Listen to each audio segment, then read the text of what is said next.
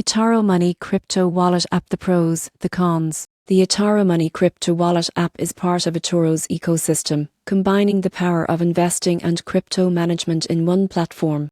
But is it truly a convenient solution or just another extension of the exchange? Let's explore the pros, the cons, and what most people get wrong about eToro Money. First, the biggest advantage is integration. If you already use eToro for trading, the wallet connects seamlessly with your account. You can move funds, store crypto, or transfer them outside the platform without extra steps. The second pro is regulation and reliability. eToro is one of the most regulated fintech companies in the crypto world, operating under strict financial oversight. That means your wallet benefits from strong compliance and an extra layer of trust. Another great feature is multi-asset support. You can hold popular cryptocurrencies like Bitcoin, Ethereum, and Litecoin, along with fiat currencies all within one app, and transferring between assets is fast and straightforward.